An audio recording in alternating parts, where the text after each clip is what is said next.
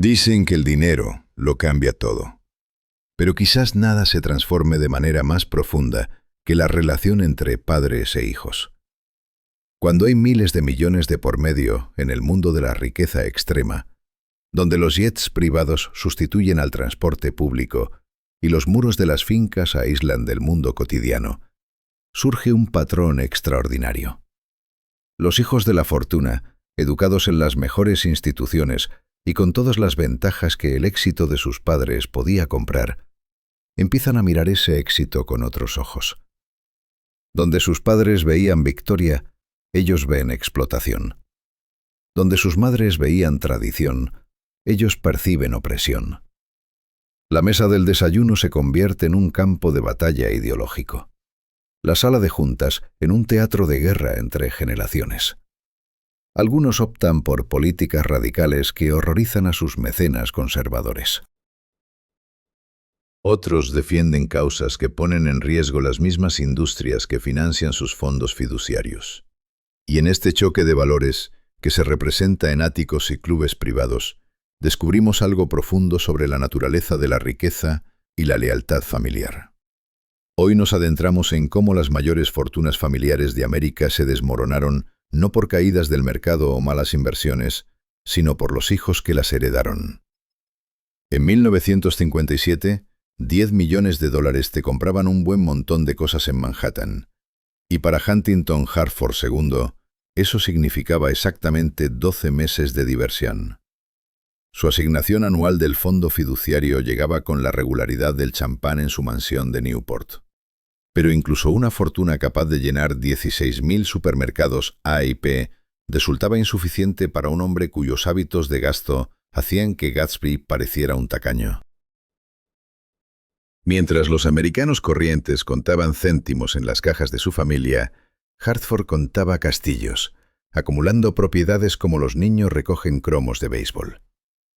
Ahora bien, todo esto habría sido sostenible, tal vez, si el joven Huntington hubiera heredado el olfato para los negocios de su familia junto con sus miles de millones. No fue así.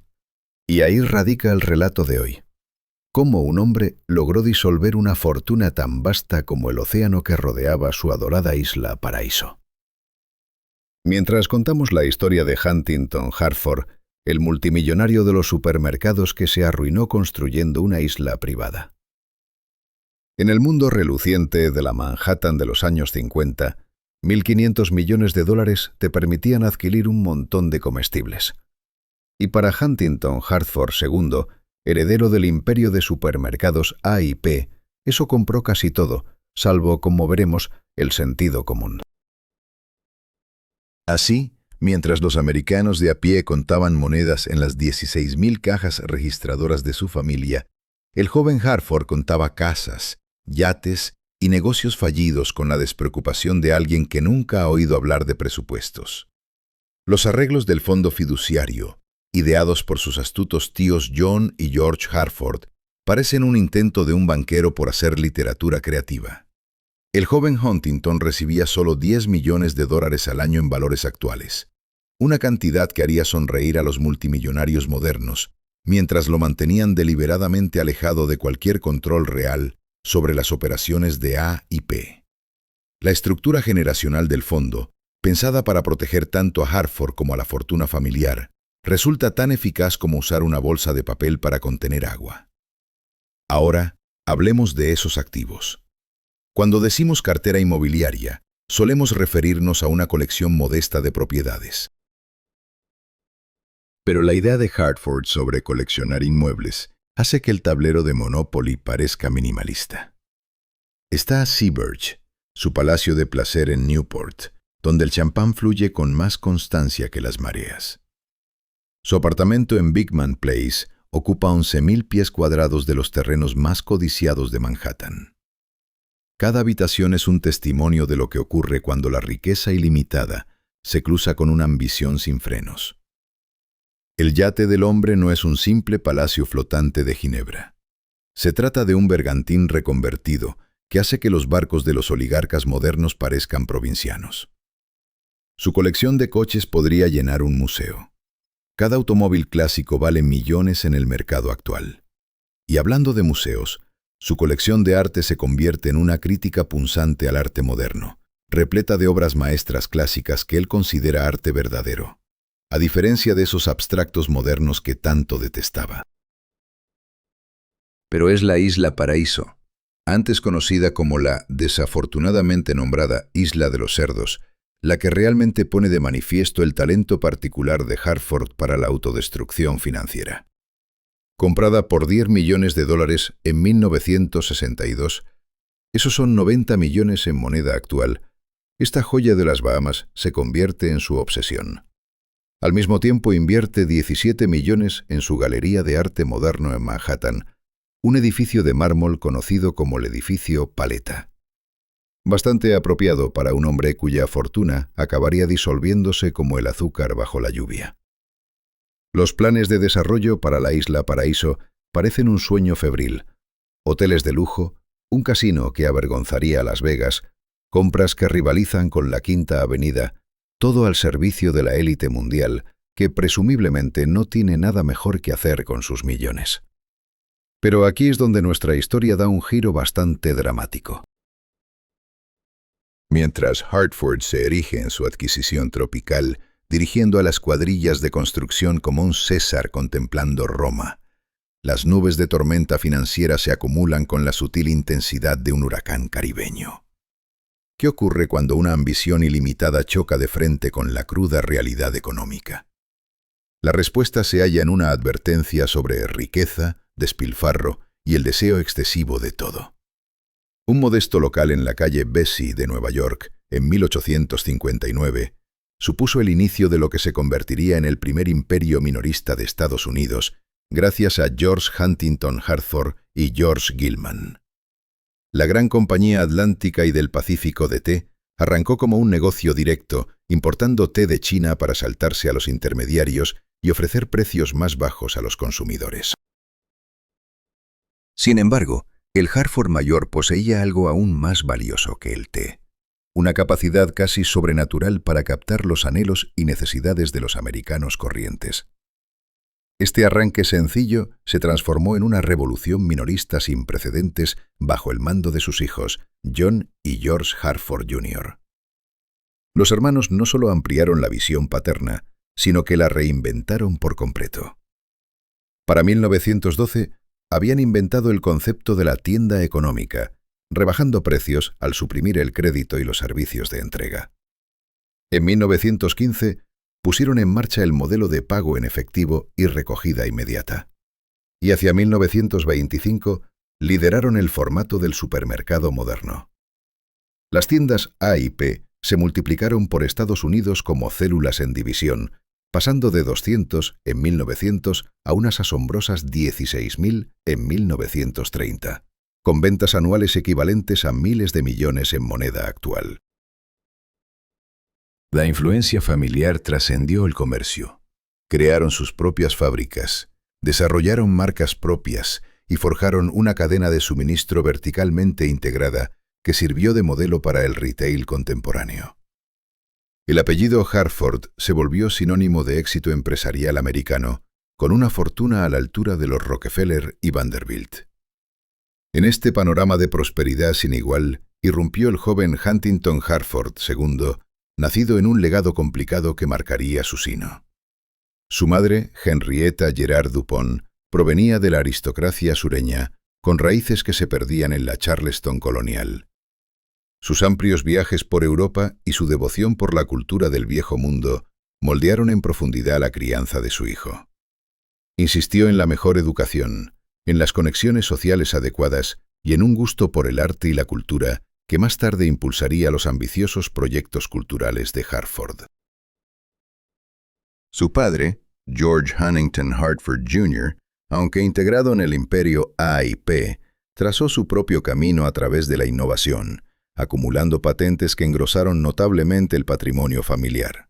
Pero fue Henrietta quien dirigía con precisión militar la formación social del joven Huntington, introduciéndolo en los círculos más exclusivos de América, donde el dinero antiguo mandaba y el nuevo, incluso el de A y P, se miraba con un desprecio mal disimulado. En la escuela St. Paul's, Rodeado de hijos de las familias más antiguas del país, Hartford recibía recordatorios diarios de su condición de intruso. A pesar de la inmensa riqueza familiar, para sus compañeros seguía siendo el chico de la tienda de comestibles, un mote que dolía en lo profundo y alimentaba inseguridades que después se manifestarían en su búsqueda desesperada de aceptación social y legitimidad cultural. Cuando llegó el momento de que Hartford se incorporara al negocio familiar, sus tíos urdieron un plan de entrada aparentemente impecable. Empezaría en el departamento de publicidad, aprendiendo desde la base. Pero el arreglo resultó un desastre. En cuestión de meses, sus ideas poco convencionales y su rechazo a la autoridad acabaron con su despido, inaugurando un patrón que definiría su trayectoria. Sueños ambiciosos, seguidos de fracasos estrepitosos. El impulso de Hartford por alejarse del imperio familiar consolidado en pos de aventuras cada vez más arriesgadas nacía de una ambición arraigada en los salones de la alta sociedad. Esos años formativos forjaron a un hombre que al final apostaría y perdería una de las mayores fortunas de Estados Unidos. En 1964, mientras el mundo artístico neoyorquino aclamaba los salpicones crudos del expresionismo abstracto, Huntington Hartford se hallaba en su galería de arte moderno recién terminada, rodeado de obras maestras clásicas que le habían costado el equivalente a 33 millones de dólares de hoy. El edificio blanco reluciente, apodado por los críticos el _quote_0_, se alzaba como un reproche marmóreo al modernismo en Columbus Circle. La visión de Hartford no se limitó a Manhattan. En las colinas soleadas sobre Los Ángeles, fundó una colonia de artistas donde los pintores pudieran dedicarse a lo que él consideraba arte verdadero. Alejados de la influencia corruptora de las tendencias actuales, esos empeños californianos formaban solo una parte del imperio que Hartford construía en la costa oeste. Su mansión en Hollywood se convirtió en un escenario giratorio para la élite celebritaria de América, donde uno podía toparse con Elizabeth Taylor junto a la piscina, mientras Frank Sinatra tocaba el piano. Las fiestas alcanzaron leyenda. Fuentes cristalinas brotando champán, orquestas tocando sin parar hasta el amanecer, y el propio Hartford recorriendo la multitud con una estrella de Hollywood diferente en su brazo cada mes. Sin embargo, mientras hacía de anfitrión para la farándula de Los Ángeles, las ambiciones empresariales de Hartford lo llevaron a emprender negocios cada vez más arriesgados. La creación de la corporación Tusco en 1955 supuso su apuesta más audaz hasta entonces, un proyecto experimental de extracción de esquisto bituminoso en Colorado que devoló millones. La tecnología prometía transformar la producción energética de Estados Unidos, pero en lugar de eso, solo demostró que incluso el dinero de AIP podía evaporarse tan rápido como el esquisto que procesaban. Su vida personal reflejaba la volatilidad de sus inversiones. 4 matrimonios, cada uno más extravagante que el anterior, salpicados de affairs muy publicitados con actrices y socialites, le valieron el apodo en la prensa sensacionalista de Hunt el Playboy. Su madre, Henrietta, observaba cada una de aquellas aventuras románticas con un horror creciente. Desde su apartamento en Park Avenue, enviaba un flujo constante de cartas y emisarios para intentar encaminar a su hijo hacia parejas más adecuadas. Cuando él anunció su compromiso con una actriz de 23 años, siendo Hartford de 47 en ese momento, la intervención de Henrietta fue tan feroz que la joven huyó a Europa. Pero fue Paradise Island lo que realmente puso de manifiesto el talento de Hartford para los errores monumentales. Para 1968, el desarrollo había engullido más de 28 millones de dólares, que ajustados por la inflación se acercan a 400 millones en dólares de hoy. El Ocean Club se erigió en las costas del Caribe, con suelos de mármol traídos de Italia y lámparas de araña de Francia. Hartford soñaba con un casino que eclipsara a Montecarlo, contratando a arquitectos que habían trabajado para la realeza europea. Sin embargo, La licencia de juego clave seguía siendo esquiva, enredado en una telaraña de política local e intrigas internacionales. Mientras los costes de construcción se disparaban, los asesores financieros de Hartford empezaron a mandarle mensajes cada vez más urgentes. La fortuna de AIP, por inmensa que pareciera, no era ilimitada. Pero Hartford, plantado en su playa privada, contemplando otro atardecer tiñendo el cielo de colores que ni siquiera sus maestros coleccionados podían igualar, seguía convencido de que Paradise Island sería su gran triunfo. La próxima llamada de sus contables podía esperar hasta mañana. Para 1970, el sueño reluciente de Paradise Island se había convertido en una pesadilla de deudas impagadas y ambiciones rotas. Huntington Hartford se plantaba en las playas de arena blanca fina con las que pretendía rivalizar la Riviera Francesa, viendo cómo su visión se deshacía poco a poco. El Ocean Club, ese monumento de mármol al derroche, había engullido más de 28 millones de dólares, equivalentes a casi 400 millones en la moneda actual. Y la licencia de juego clave seguía siendo esquiva, atrapada en una red de política bahameña e intrigas internacionales. Los acreedores, que antes quedaban deslumbrados por su aire aristocrático, ahora miraban a Hartford con una sospecha mal disimulada. La fortuna de AIP, tan vasta e inquebrantable, no daba abasto a su apetito insaciable por proyectos grandiosos. Mientras los costes de construcción subían y los ingresos no llegaban, sus asesores financieros lanzaban advertencias cada vez más graves. Pero para Hartford, de pie en el resplandor del atardecer, la próxima llamada siempre podía esperar hasta mañana.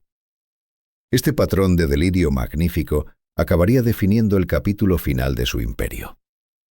Un garaje de aparcamiento automatizado fallido en Manhattan, una agencia de modelos que sangraba dinero. Y una serie de otros proyectos mal concebidos, cada uno cobrándose su precio, drenando recursos que podrían haber apuntalado su sueño isleño en ruinas. Las demandas se acumulaban, con acreedores persiguiéndolo por facturas impagadas y préstamos en mora. Incluso su colección de arte, antaño un motivo de orgullo, se convirtió en un lastre que tuvo que liquidar poco a poco. A medida que su riqueza menguaba, Hartford se retiró de los círculos sociales que una vez lo celebraron. Las invitaciones a cenas se secaron, sustituidas por agentes de cobro y obituarios tibios que pronosticaban el fin de una dinastía otrora grande. El hombre que había sido agasajado por la élite de Hollywood se encontraba ahora aislado tanto emocional como financieramente. En sus últimos años, Hartford hizo esfuerzos desesperados por rescatar lo que quedaba de su legado.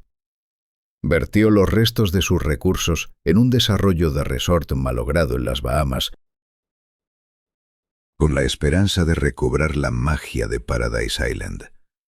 Pero el proyecto, como tantos antes, se derrumbó bajo el peso de su ambición y la realidad de sus fondos menguantes.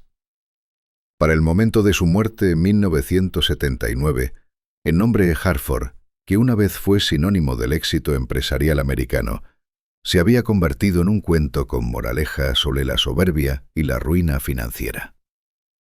La caída de Huntington Hartford se convirtió en un cuento con moraleja que resonó por los pasillos de la alta sociedad.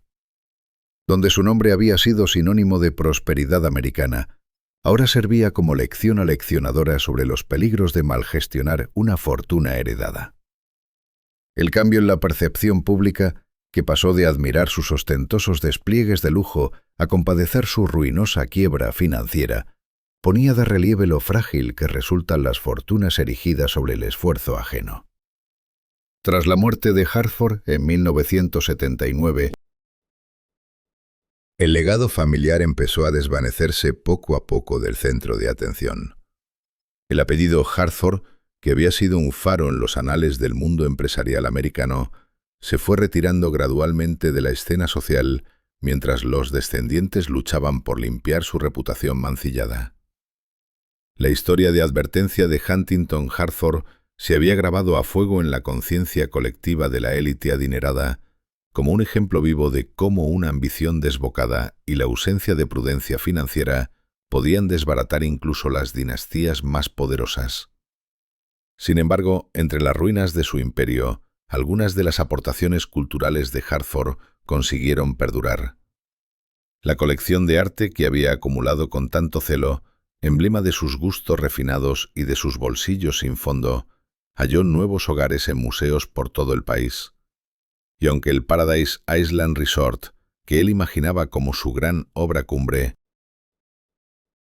se había derrumbado bajo el peso de sus excesos financieros, el propio lugar acabaría siendo remodelado en un exitoso destino vacacional.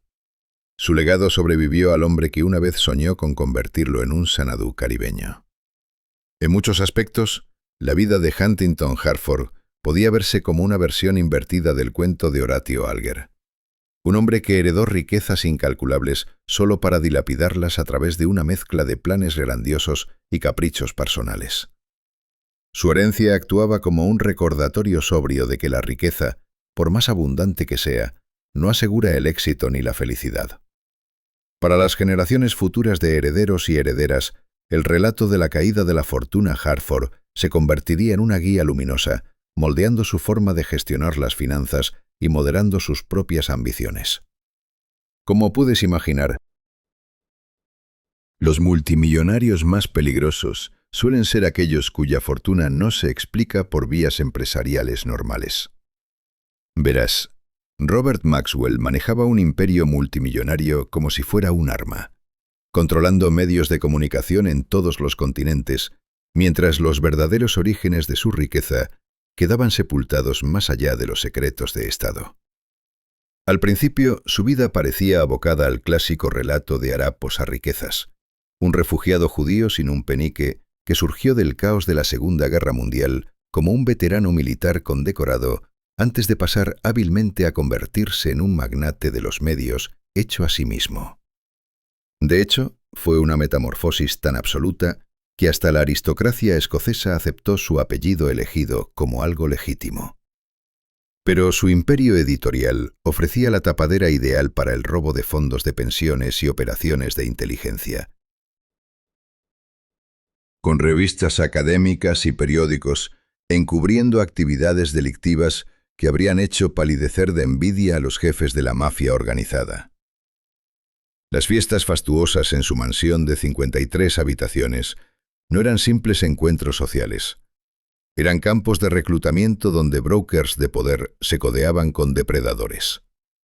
Su hija menor, Ghislaine, absorbía cada lección sobre manipulación y control, aprendiendo que la verdadera riqueza no se medía en dólares, sino en los secretos que podías arrancar a hombres poderosos. La dinastía Maxwell evolucionó hacia algo más allá de la mera acumulación de fortuna. Se convirtieron en arquitectos de redes donde la vulnerabilidad humana servía como la moneda de cambio definitiva. En el episodio de hoy de All Money Luxury, exploramos cómo la búsqueda de poder de una familia multimillonaria los llevó a terrenos donde el dinero y la moralidad dejaron de convivir. 4.500 millones de dólares en términos de 2025. Ese era el imperio que Robert Maxwell comandaba en su apogeo a principios de los años 90. Una fortuna construida sobre tinta, papel y la sutil manipulación de la verdad. Su conglomerado mediático se extendía por continentes. Pergamon Press, Macmillan Publishers, los periódicos Mirror Group, participaciones importantes en British, Nimbus Records y MTV Europe. Las manifestaciones físicas de esa riqueza desafiaban la comprensión ordinaria. Headington Hill Hall se erguía en el paisaje de Oxford como un testimonio de 53 habitaciones de una ambición sin frenos. Maxwell había obtenido esa mansión de estilo italiano del Ayuntamiento de Oxford mediante un arreglo que habría hecho sonrojar a hombres menores. Reformas a cambio de ocupación. Él la llamaba la mejor vivienda municipal del país. Dentro de sus muros, políticos y celebridades se mezclaban en reuniones lujosas, mientras su hija menor, Ghislaine, navegaba por una infancia que oscilaba entre un privilegio extraordinario y una austeridad emocional. El apartamento de Londres contiguo a la sede del Mirror Group rebosaba de arte y mobiliario caros. Cada pieza de trofeo, cada habitación como un escenario para el poder. En Nueva York, un apartamento con vistas al Central Park imponía panoramas dignos de un emperador de los medios. El yate que llevaba el nombre de Ghislaine, Lady Ghislaine, encarnaba el exceso en forma marina. Jacuzzi, sauna, gimnasio, discoteca, todos ellos símbolos flotantes de una familia que no reconocía límites. Aviones privados y vuelos en Concorde reducían el globo a proporciones manejables. El Oxford United Football Club se convirtió en otra posesión, con Ghislaine como directora. El deporte se transformó en otra moneda de influencia. Las pinturas valoradas en $20.000 en 1991 alcanzarían hoy los $47.000. Una mesa de $50.000 se vendería por $117.400. Cada compra era una forma de reclamar territorio en el mundo de los ultrarricos. La propia Gillan heredaría ese gusto por el lujo. Su casa en Manhattan, adquirida por $4.950.000 en los años 90, más de $11.600.000 en la moneda actual, se vendería después por $15 millones. Su fortuna personal, que llegó a estimarse entre 10 y 20 millones en su punto álgido, financió propiedades en New Hampshire y Londres. Una vida de jet privado entre la élite global. Ella creó el proyecto Terramar para la conservación de los océanos. Se movía con soltura por los círculos más altos de la sociedad, conservando la tradición familiar de acumular influencia como otros coleccionaban arte. Pero bajo esa existencia dorada, los cimientos ya empezaban a moverse. Cuentas offshore opacas ocultaban la verdadera riqueza. El dinero fluía por circuitos pensados para desorientar en lugar de aclarar. El imperio que parecía tan sólido, tan inescapable, albergaba en su interior las semillas de su propia ruina espectacular. Los $4.500 millones imponían respeto, temor y acceso a cualquier sala del planeta. Sin embargo, toda esa magnificencia, con sus palacios, yates y pinturas, había surgido de las ruinas de una Europa destrozada por la guerra y los cálculos desesperados de un refugiado judío checo que no poseía más que determinación y un don para la reinvención. El apellido Maxwell evoca a nobles escoceses, a antiguas fincas cerca de Melrose en Roxburghshire, a una estirpe que se remonta a Onwin y su hijo Maccus en 1070. Significa quote for, un lugar de aguas claras y privilegios hereditarios. No tiene absolutamente nada que ver con la historia que estás a punto de escuchar. Porque el hombre que moriría como Robert Maxwell nació en una línea de sangre marcada solo por el barro y el miedo. Judíos askenazíes que habían deambulado por las montañas de los Cárpatos durante siglos, sin dejar castillos ni escudos de armas, solo oraciones susurradas en yiddish y la capacidad de esfumarse cuando llegaban los pogromos. Su gente eran sombras en los anales históricos, viviendo al margen de imperios que se alzaban y caían a su alrededor como olas, con una pobreza tan absoluta que borraba incluso los nombres de sus abuelos de la memoria. Lo único que perduraba era esto. Eran jornaleros que se mataban la espalda en tierras que nunca serían suyas. En un rincón de Checoslovaquia tan remoto que hasta la miseria parecía haber olvidado su nombre. En medio de esa desesperanza heredada llegó Mekal Hawk, un jornalero judío cuyo mayor logro sería engendrar 9 hijos que no podía alimentar, y su esposa Hannah Slamovitz, que los parió como una maldición, cada parto un boca más en un mundo ya hambriento. Llamaron a su primogénito Jan Ludwig, aunque los nombres importaban poco cuando no poseías nada, ni siquiera zapatos para los pies de tus hijos. Nacido el 10 de junio de 1923 en Slatinsk Doli, Checoslovaquia, un lugar que después se convertiría en Solotviño, Ucrania, como si hasta la geografía quisiera borrar ese origen. El chico Jan creció ortodoxo, hablando yiddish, comprendiendo pronto que los suyos eran apenas invitados mal tolerados en un mundo hostil, donde hasta los maestros les daban la espalda. mientras niños que habían aprendido el odio desde pequeños le escupían encima. No calzó zapatos hasta los 4 años, solo pies descalzos sobre tierra desnuda, uno de 9 bocas peleando por migajas en una chabola que apestaba a col y resignación. Pero fue la pobreza, no el prejuicio, lo que más lo moldeó. Ese tipo de carencia que roe los huesos y te hace ver el poder no como un concepto abstracto, sino como la diferencia entre comer y pasar hambre. Luego llegó 1940 y de repente su pobreza pareció casi pintoresca frente a lo que vino después. Los nazis trajeron listas, y en esas listas figuraban los nombres de Mechel Hock, Hannas Lamovich y 8 de sus 9 hijos. Lo que pasó a continuación fue tan habitual que ni siquiera dejó huella en los registros históricos. Una familia judía se esfumó en las entrañas de la maquinaria genocida. Tal vez murieran en Auschwitz, tal vez a balazos en un bosque ucraniano. El holocausto era eficiente de esa manera. Convertía a las personas primero en números, luego en humo. Solo Jan escapó, huyendo hacia el oeste sin nada, despojándose de su nombre como de un abrigo contaminado, mientras cruzaba Hungría y Francia. Jan Ludwig Hock murió en algún punto entre Budapest y Gran Bretaña. Y lo que surgió de allí fue una criatura de ambición pura, luciendo el apellido robado de la nobleza escocesa, Ian Robert Maxwell. Capitán Maxwell en 1945, condecorado con la Cruz Militar, hablando un inglés impecable con solo un leve eco de algún lugar lejano.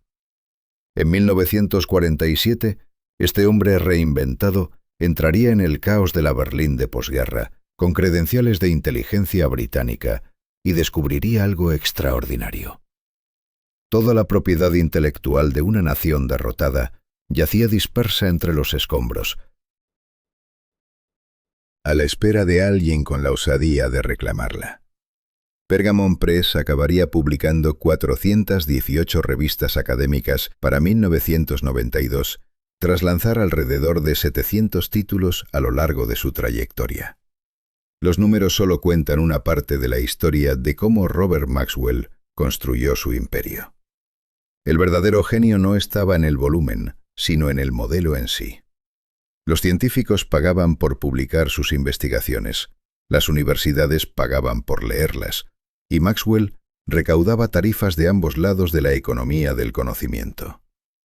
Su entrada en este mundo tan rentable empezó en 1947, cuando comenzó a distribuir publicaciones científicas alemanas desde la posguerra en Berlín.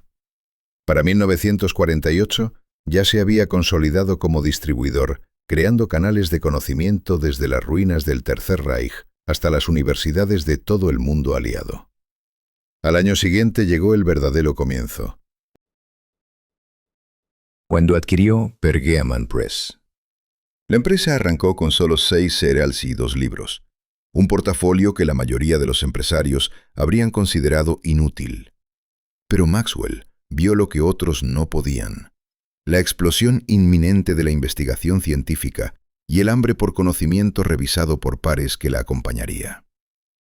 Pergamon se convirtió en su laboratorio para un nuevo tipo de imperio editorial, construido no sobre ficción popular, sino sobre el mundo arcano de las revistas académicas, donde los científicos pagaban por publicar y las universidades volvían a pagar por leer. Brian Cox, que trabajó para Maxwell durante décadas, describió el modelo de negocio. Publicar un gran número de revistas para que los títulos establecidos sostuvieran a los nuevos durante sus años iniciales. Era un esquema piramidal disfrazado de edición académica. Cada nueva revista se alimentaba de la credibilidad de las anteriores, mientras extraía pagos tanto de autores como de lectores. Para 1951, Maxwell había pasado de ser un refugiado a un editor británico legítimo, fundando Pergamon Press como una sociedad limitada. El cambio fue impresionante. De 6 cals a docenas, luego cientos. Cada revista un pequeño monopolio en su campo especializado. Los científicos necesitaban publicar para avanzar en sus carreras. Las universidades tenían que suscribirse para mantenerse al día. Maxwell se sentaba en el medio, recaudando tarifas de ambos lados. El dinero fluía como el agua por un acueducto perfectamente diseñado. El genio de Maxwell no radicaba en crear conocimiento, sino en controlar su distribución, convirtiendo el intercambio libre de ideas científicas en una carretera de peaje donde él cobraba en cada puerta. Entendía que los académicos desesperados por publicar pagarían casi cualquier precio para ver sus nombres impresos. Las universidades, aterrorizadas por quedarse atrás, pagarían aún más por acceder a esa información. A finales de los 50, Perelman se había convertido en una máquina de imprimir dinero disfrazada de editora académica. El modelo fue tan exitoso que los competidores solo pudieron mirar cómo Maxwell se expandía, lanzando revista tras revista, cada una un nuevo flujo de ingresos que duraría décadas. Para los 80, su imperio había crecido mucho más allá de la edición académica. Maxwell Communication Corporation, Mirror Group Newspapers, comprada por 13 millones de libras. Macmillan Publishers, adquirida por 2.600 millones, más Nimbus Records, Berlitz Schools y MTV Europe. 400 empresas organizadas en clústeres bizantinos. Cada pieza de un imperio tan complejo que incluso el propio Maxwell podría haber perdido la pista de dónde terminaba el negocio legítimo y empezaba la manipulación financiera. Sin embargo, por todos sus miles de millones, por todos sus yates y conexiones políticas, Robert Maxwell sabía que los imperios necesitaban herederos. Y entre sus 9 hijos ya había elegido a su sucesora, no en los negocios, sino en las artes más oscuras de la manipulación y el control. El proceso de selección había empezado temprano, aunque ninguno de los hijos de Maxwell entendía que competían en un concurso cuyas reglas solo conocía su padre. Entre los 9 descendientes de Robert y Betty Maxwell, cada niño enfrentaba el mismo cálculo brutal. Demuestra tu valía o enfréntate a la furia volcánica de un hombre que veía la debilidad como un insulto personal. La mayoría se derrumbaba bajo la presión, pero Gillian, nacida el día de Navidad de 1961, en un hogar ya marcado por la tragedia, desarrolló una estrategia diferente. El devastador accidente de coche de su hermano Michael 3 días después lo dejó en coma durante 7 años, creando una dinámica familiar donde, según las memorias de Betty Maxwell, a la pequeña Gillian apenas le dedicaban una mirada a sus padres en duelo. La menor de 9 hermanos aprendió pronto que la atención en la casa Maxwell era una mercancía tan escasa como el amor, algo por lo que luchar, por lo que intrigar, que ganarse con cualquier medio necesario. Mientras su padre arremetía contra los otros hijos, Gillian se convirtió en lo que él necesitaba. Encantadora donde otros se acobardaban.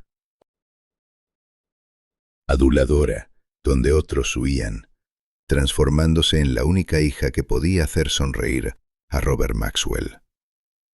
Betty Maxwell admitiría más tarde que Gillian se malcrió, la única de mis hijos de la que puedo decir eso con verdad.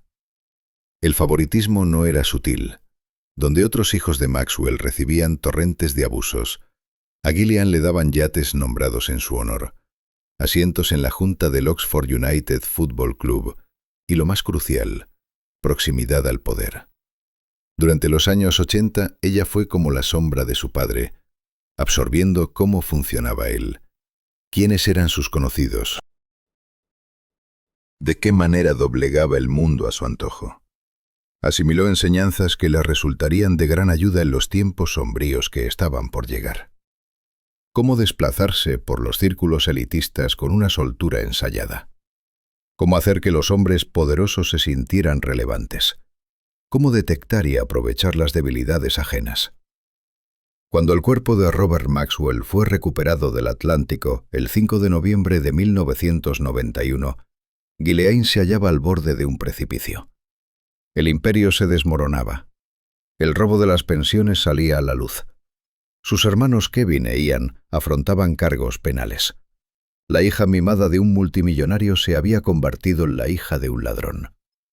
Su nombre pasó de ser un activo a una carga de la noche a la mañana. Manhattan la llamaba, una ciudad en la que reinventarse no solo era factible, sino lo habitual, donde un acento británico y las conexiones adecuadas podían abrir puertas que se habían cerrado de golpe en Londres. Llegó a Nueva York con la ambición de su padre intacta, aunque redirigida, no con el fin de erigir un imperio, sino de unirse a alguien que ya tenía uno, a través de un amigo común. En 1991 conoció a Jeffrey Epstein, un financiero cuya fortuna parecía surgir de la nada, cuyas relaciones se extendían hasta las cumbres del poder estadounidense. Epstein la describiría más tarde en los depoimentos de 2009 como su novia principal y mejor amiga, pero esos términos apenas rozaban la complejidad de su vínculo. A partir de alrededor de 1992, ella se convirtió en la señora de la casa en sus diversas propiedades. Su círculo social durante los años 90 abarcaba figuras de todo el espectro político. Donald Trump y Bill Clinton, el príncipe Andrew, líderes empresariales, celebridades y académicos, todos atraídos hacia una órbita que superaba las fronteras políticas tradicionales. Maxwell y Epstein se movían con fluidez entre una fiesta en 2000 en la casa de Sandringham, organizada por la reina, reuniones en Mar-a-Lago y vuelos en lo que después se conocería como el Lolita Express. Pero tras la fachada glamorosa, la fiscal Lara Pomeranz revelaría más tarde en el juicio que Ghislaine Maxwell había descubierto un nuevo tipo de poder. Uno que no se basaba en la edición o en la política, sino en algo mucho más siniestro. El adiestramiento de su primera víctima, contaría la fiscal al jurado, comenzó de inmediato. Entre 1994 y 2004, Ghislaine Maxwell colaboró en la gestión de una red de tráfico que al final la llevaría a ser condenada por 5 cargos federales y a una sentencia de 20 años de prisión. El alcance de la operación salió a relucir mediante el testimonio de varias víctimas, entre ellas Virginia Giuffre, reclutada a los 16 años mientras trabajaba en Mar-a-Lago, y Sarah Ransom, que presentó una demanda detallando abusos que empezaron a los 22. Ese reclutamiento en el resort de Donald Trump se convirtió en el modelo de una conspiración que duró una década y que, según los fiscales, implicaba el tráfico de chicas de tan solo 14 años. Cada víctima era elegida con cuidado, jóvenes y vulnerables, a menudo procedentes de hogares rotos o en apuros económicos, con promesas de ayuda para estudios, oportunidades laborales, contactos. Esos eran los anzuelos que Maxwell tendía ante adolescentes que ignoraban que las estaban incorporando a una red de tráfico. El testimonio judicial desveló que Maxwell cumplía varios papeles: reclutadora, instructora y partícipe en los abusos. Las víctimas declararon que ella las presentaba a Epstein bajo falsas excusas para luego normalizar poco a poco los contactos inapropiados, generando una estructura de reclutamiento en pirámide donde se animaba a las víctimas a atraer a sus amigas. La acusación presentó pruebas de una libreta de direcciones con información de contacto de víctimas bajo epígrafes como masajes, el librito negro de Epstein, un directorio codificado que abarcaba varios estados y países. Annie Farmer testificó sobre encuentros a los 16 años. Kate describió el acicalamiento en Londres a los 17. Cada una reveló el mismo patrón: amabilidad inicial, avance gradual de límites, abuso final presentado como algo normal. Maxwell organizaba la logística con una eficiencia corporativa, supervisando al personal, coordinando viajes, gestionando agendas y, sobre todo, aportando una respetabilidad que hacía que los padres confiaran sus hijas a su cuidado.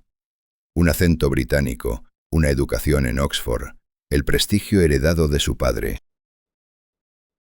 Todo puesto al servicio de la depredación. La fotografía que mostraron los fiscales capturaba la realidad grotesca. Maxwell y Epstein en la residencia de Balmoral de la reina Isabel en 1999, invitados por el príncipe Andrew. Así operaban, usando la cercanía a la realeza para intimidar a las víctimas. ¿Quién iba a creer a un adolescente frente a amigos de príncipes y presidentes? El 2 de julio de 2020, agentes del FBI encontraron a Maxwell escondida en una mansión de New Hampshire. En diciembre de 2021, un jurado la declaró culpable de 5 de 6 cargos federales. El 28 de junio de 2022, recibió 20 años, una fracción de los siglos colectivos de sufrimiento causados. Sin embargo, la historia no concluyó con la condena. El 30 de marzo de 2025, Virginia publicó desde una cama de hospital tras un grave accidente de coche sospechoso, revelando una insuficiencia renal. Aún más enigmático, menos de un mes después, el 25 de abril, fue hallada muerta en su granja australiana. Tenía 41 años. Madre de 3 hijos. Virginia Giuffre se suma a una lista sombría e inquietantemente regular. Epstein hallado colgado en Manhattan. Jean-Luc Brunel muerto en una cárcel de París. Ahora Jure en su granja. Cada fallecimiento deja interrogantes oscuros sobre las circunstancias que rodean la muerte de figuras clave en la estructura de poder de la red de tráfico. Y sin embargo, Ghislaine Maxwell permanece en una prisión de Florida, cumpliendo el tercer año de sus 20, la última guardiana viva de secretos que hombres poderosos prefieren mantener enterrados. Lo que venga después es pura especulación. Cuando piensas en la expresión __quote _1_ en relación con Inglaterra, lo habitual es imaginar a aristócratas ricos que operan en la sombra, acumulando fortunas inimaginables y mansiones lujosas, como la icónica familia Grosvenor, también conocida como los duques de Westminster,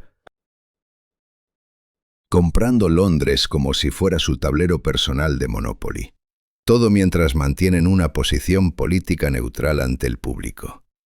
O la discretamente influyente familia Percy, los duques de Norfolk, dueños de vastas extensiones en el norte de Inglaterra, al mismo tiempo que se cuidan mucho de no meterse en líos con la prensa sensacionalista británica. No obstante, existe una familia aristocrática británica que ha tirado por la borda ese secreto del viejo dinero a lo largo de las décadas. Han elegido convertirse en sinónimo no solo de exhibiciones públicas de estatus social y el estilo de vida de los socialistas de los locos años 20, sino quizás, de forma más destacada, han atado con orgullo su apellido a la caña de ideologías políticas controvertidas, presumiendo de miembros de la familia que se hicieron amigos de nadie menos que Adolf Hitler y Joseph Goebbels. Mientras otros hermanos optaban por ser supuestos militantes de base del Partido Comunista. En el episodio de hoy de Old Money Luxury, contamos la historia completa de lo que podría ser la dinastía de antiguo dinero más controvertida de Inglaterra. Desde sus raíces regias en la conquista normanda de 1066 hasta sus matrimonios estratégicos con todo el mundo, desde los Cavendish hasta los Guinness, como describiremos, los Mitford, la familia británica de viejo dinero que amaba a los nazis y a los soviéticos. La icónica familia Mitford, con raíces hincadas profundamente en el suelo aristocrático de Mitford, en Northumberland, logró destacar en la constelación de la aristocracia británica, no tanto por sus bóvedas de oro, sino por sus ricos lazos históricos y títulos. Y para cuando llegó el mediado del siglo XX, tener a un Mitford al frente como alto sheriff de Northumberland era casi una tradición y un símbolo de su estatus arraigado en la sociedad. Pero hablemos de las verdaderas joyas de la corona Mitford, las 6 hijas de David Freeman Mitford, segundo barón Ridsdale, y Sidney, conocidas en la historia simplemente como las hermanas Mitford. Verás, estas mujeres no eran solo rosas inglesas corrientes. Eran flores silvestres que prosperaban en los márgenes de la finca, en una serie de casas cada vez menos grandiosas, gracias a la habilidad de su padre para las tonterías financieras. Pero Nancy, Pamela, Diana, Unity, Jessica y Deborah Mitford convirtieron eso en su ventaja, floreciendo en personalidades únicas que deslumbrarían los escenarios literarios y sociales. Nancy Mitford La líder del grupo en ingenio y palabras transformó su crianza en oro literario con novelas como The Pursuit of Love y Love in a Cold Climate, ofreciendo al mundo una mirada detrás de las cortinas de terciopelo de la clase alta inglesa. A través de sus ojos, obtuvimos asientos en primera fila para la decadencia y el declive de la élite británica, todo servido con una generosa dosis de humor y sátira. Además, los Mitford se volvieron sinónimos de los Quote II, esa multitud brillante y de vida rápida que definió la escena social de Londres en los años 20 y 30. Así, su belleza e inteligencia, mezcladas con una inclinación por extremos políticos y romances dignos de titulares, las mantuvieron firmemente en el ojo público. De hecho, estas mujeres eran más que simples socialites. Eran influencers antes de la letra, codeándose con los gigantes de la política y la cultura de la época. Sin embargo, sus historias estaban trenzadas con controversia y contradicción, cada hermana forjando un camino que se desviaba bruscamente de las expectativas aristocráticas que les habían impuesto. En particular, hubo un rayo ideológico que partió la familia por la mitad, sobre todo cuando los años 30 y 40 trajeron su dosis de turbulencia global. Unity y Diana Mitford se inclinaron con fuerza hacia el abrazo del fascismo, con Unity haciéndose amiga de nadie menos que Adolf Hitler y pasando sus días en la Alemania nazi, y Diana casándose con Oswald Mosley, el jefe de la Unión Británica de Fascistas. Su marcha inquebrantable junto al fascismo, incluso mientras el mundo se horrorizaba ante la Segunda Guerra Mundial y el Holocausto, las marcó como las ovejas negras de la familia a ojos de parientes y del país. Por el contrario, Jessica Mitford jugó la carta salvaje de la familia, abandonando sus privilegios aristocráticos por una inmersión profunda en el comunismo. Su fuga con Esmond Romilly, sobrino de Winston Churchill y compañero comunista, no fue solo una historia de amor. Fue un dedo corazón audaz a su linaje y un abrazo a su antítesis ideológica. El salto de Jessica al otro lado del Atlántico para defender los derechos civiles y empuñar la pluma como periodista solo amplió la grieta familiar, convirtiendo la saga de los Mitford en un espejo que reflejaba los profundos cambios ideológicos de la época. Y a lo largo de sus vidas, las hermanas Mitford y toda la familia contaban con hogares y fincas legendarias que encajaban a la perfección con sus estilos de vida tan vibrantes. Ubicadas en el corazón de los Cotswolds, Atholl Manor y Swinbrook House eran mucho más que simples escenarios pintorescos para la historia de los Mitford. Eran los hornos donde se forjaron los caracteres únicos y las convicciones de las hermanas. Estas propiedades, emblemáticas del encanto pastoral inglés, servían de tablado para el drama de la familia Mitford, moldeando a las hermanas de formas imborrables. Pero no pasemos por alto el legendario castillo Mitford, surgido de las raíces de una fortaleza anglosajona. Para 1138, el castillo Mitford presumía de una torre pentagonal única en su clase en toda Inglaterra.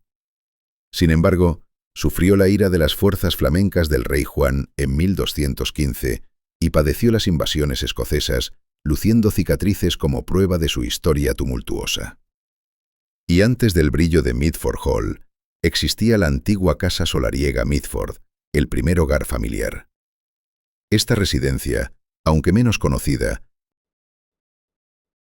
actuó como un escenario clave en la narrativa temprana de la familia, arraigándose profundamente en la ley Mitford, y luego la resistencia piesta, Mitford Hall.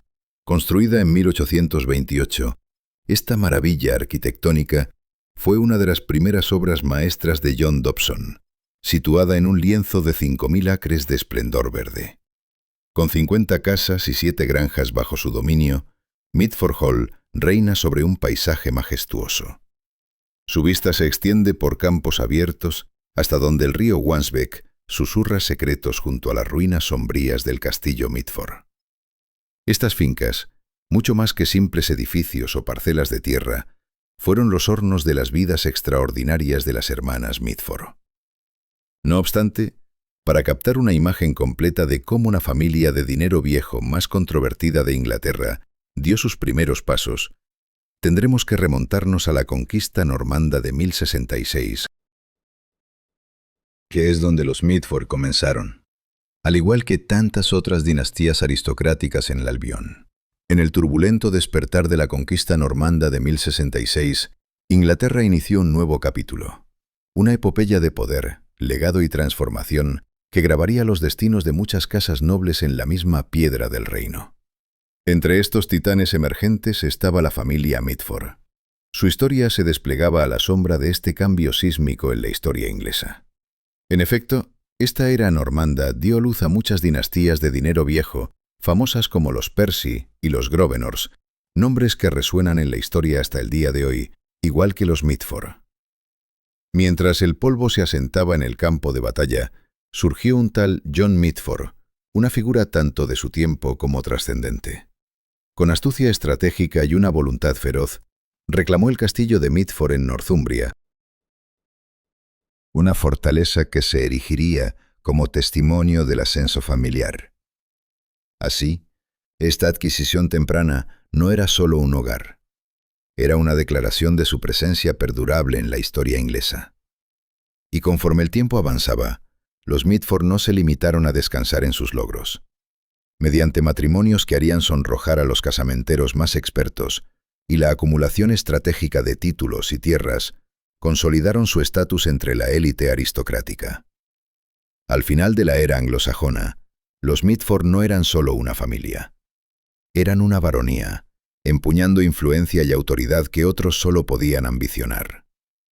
Luego, la Edad Media sumergió a los Mitford en el corazón de la cultura de los reaveros fronterizos. Una época de saqueos y rencillas que puso a prueba el temple de muchos. Aún así, en medio del caos, los Mitford prosperaron, fortaleciendo su posición y sentando las bases para generaciones venideras. La recompensa del siglo XVII llegó con Carlos II, que les otorgó el castillo y la mansión de Mitford, un reconocimiento a su lealtad inquebrantable y servicio a la corona. Pero la narrativa de los Mitford no se centra solo en glorias pasadas. Mientras se desplegaban los siglos XVIII y XIX, figuras como William Mitford, historiador y miembro del Parlamento, mostraron la capacidad de la familia para crecer más allá de sus raíces en Northumberland. Por tanto, el matrimonio estratégico de William y sus conexiones insuflaron nueva vida a la saga Mitford, entrelazando su destino con el de los duques de Northumberland. Estas alianzas eran más que simples pactos sociales. Eran los caminos hacia la nobleza británica, culminando en la creación del título de barón Redesdale. Sin embargo, el legado histórico de la familia Mitford quedaría inextricablemente ligado a los altibajos del siglo XX, que es lo que exploraremos en el próximo capítulo. Durante los años de montaña rusa de los años 30 y 40, las hermanas Mitford, Unity y Diana, dejaron su huella en los extremos políticos de la época con un ímpetu que solo podría calificarse de mitfordiano. La profunda admiración de Unity Mitford por Adolf Hitler, junto con sus aventuras en la Alemania nazi, y el matrimonio de Diana con Oswald Mosley, el líder de la Unión Británica de Fascistas, dibujaban un retrato claro de divisiones políticas que marcaron para siempre el nombre de su familia y sus propios caminos vitales. Y la relación de Unity con Hitler iba mucho más allá de un simple interés. Formaba parte de su círculo íntimo, compartiendo momentos con él en más de 140 ocasiones. De hecho, su devoción era tan intensa que el propio Hitler le regaló un distintivo de esvástica de oro y le reservó un palco exclusivo en los Juegos Olímpicos de Berlín de 1936. Además, su lealtad a Hitler y a su ideario era tan firme que el estallido de la guerra entre Gran Bretaña y Alemania la llevó a intentar quitarse la vida, un gesto que dejó una bala alojada de por vida en su cerebro, afectando sus capacidades mentales hasta su muerte en 1948. El compromiso de Diana Mitford con el fascismo no era menos evidente. y se concretó en su boda con Oswald Mosley. Su enlace, celebrado en la residencia del ministro nazi Joseph Goebbels y con la presencia de Hitler, suponía una declaración rotunda de sus posiciones políticas. Diana mantuvo su adhesión a las ideas fascistas incluso durante el internamiento en tiempos de guerra junto a Mosley, a quien se consideraba un peligro público mayor que a ella. A pesar de la vergüenza y las dificultades personales que vinieron después, como el encarcelamiento, su apoyo inquebrantable al fascismo y su extraña fidelidad a Hitler no flaquearon. Mientras Unity y Diana disfrutaban de su fama controvertida, su hermano Thomas Mitford también coqueteó con el nazismo, aunque con menos atención pública.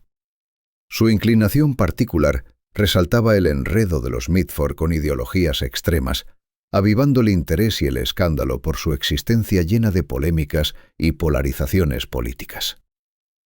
En completo contraste, Jessica Mitford, otra de las hermanas, tomó un rumbo lleno de rebeldía, activismo y éxitos literarios que se alejaba drásticamente del radicalismo de derechas de Unity y Diana. Jessica, a la que cariñosamente llamaban Decca, se rebeló pronto contra sus orígenes aristocráticos, adoptando simpatías comunistas y socialistas y consagrándose a la lucha por la justicia social y las reformas. Su desafío se encarnó en su fuga a los 19 años con Esmond Romilly para unirse a la Guerra Civil Española, un paso audaz que la distanciaba de las lealtades de sus hermanas. Esa vena rebelde la llevó a Estados Unidos con Romilly, donde enviudó durante la Segunda Guerra Mundial, pero halló un nuevo amor con el abogado radical Robert Truhaft. Juntos afrontaron los embates de la era McCarthy sin ceder, negándose a renunciar a sus vínculos comunistas. La carrera literaria de Jessica, con obras como The American Way of Death, su crítica seminal a la industria funeraria y otros textos que destapaban fallos de la sociedad estadounidense, la convirtieron en una periodista investigadora decidida a revelar y combatir las injusticias sociales. Así, la historia de vida de Jessica Mitford la distingue de sus infames hermanas fascistas y añade una capa fascinante de complejidad a esta dinastía británica de abolengo ya legendaria. Pero aún quedan más hermanas por explorar, que dejarían su propia huella imborrable en el mundo literario. En el Olimpo de la literatura inglesa, Nancy Mitford no solo conquistó un lugar destacado, sino que lo salpicó con su humor tan personal. Verá, Mitford usaba su pluma para escribir novelas que eran tanto una burla juguetona a sus propios círculos sociales como una demostración brillante de su talento narrativo. Y la joya de la corona de Mitford, The Pursuit of Love, salió a la luz en 1945 y cautivó al instante al público con la historia de las aventuras quijotescas de Linda Radlett en el amor. Esta novela, impregnada de las rarezas de las dinámicas familiares de Mitford,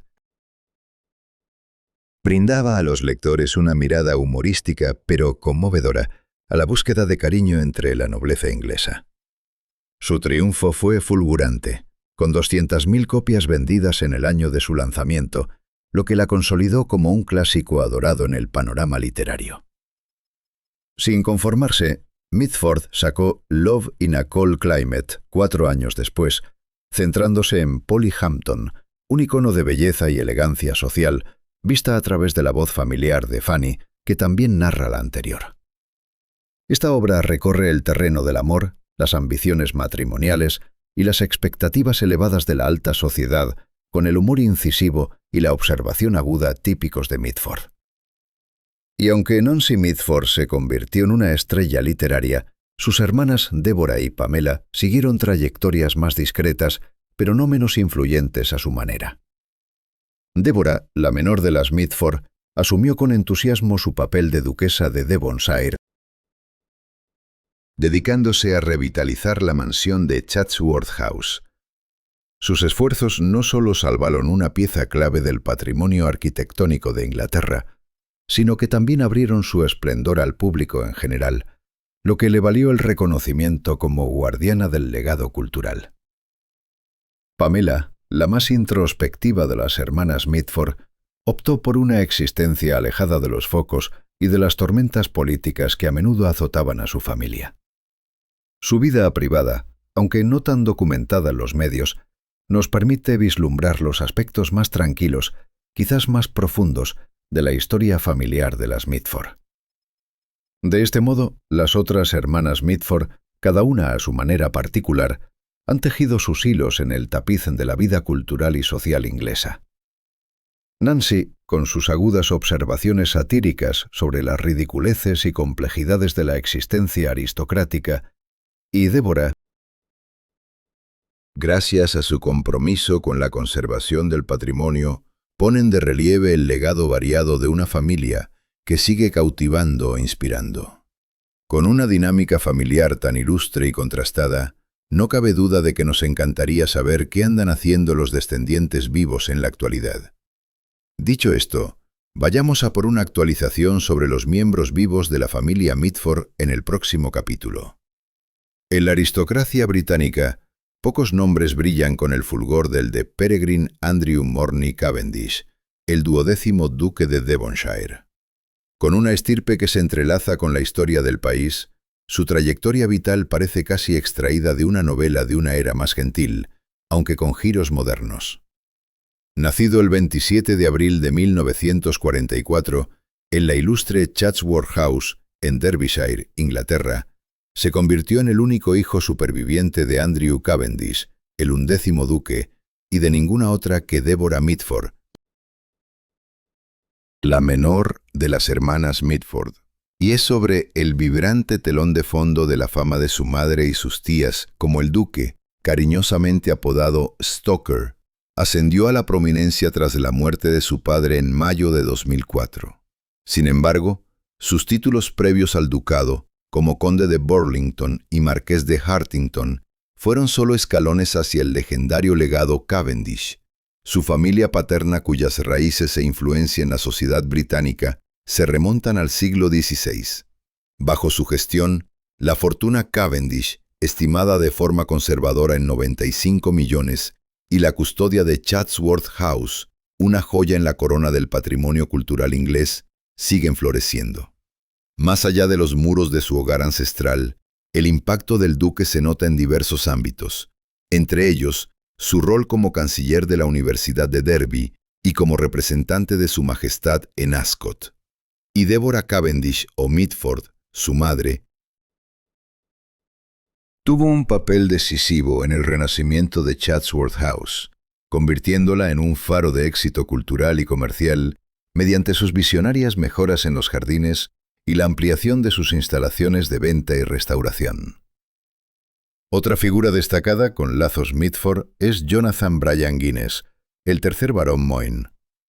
Como hijo de Diana Mitford, la narrativa vital de Jonathan está impregnada tanto de los privilegios como de las complejidades de su herencia. También nacido en la dinastía cervecera Guinness en marzo de 1930, su recorrido ha estado salpicado de diversas aventuras empresariales y su dosis de controversias, sobre todo su absolución en un escándalo financiero sueco relacionado con Trastor. Aún así, no solo las batallas en salas de juntas lo definen. Su defensa del movimiento Falun Gong y su etapa como director no ejecutivo de Guinness plc reflejan un compromiso más amplio con los asuntos mundiales. ¿Y su incursión literaria?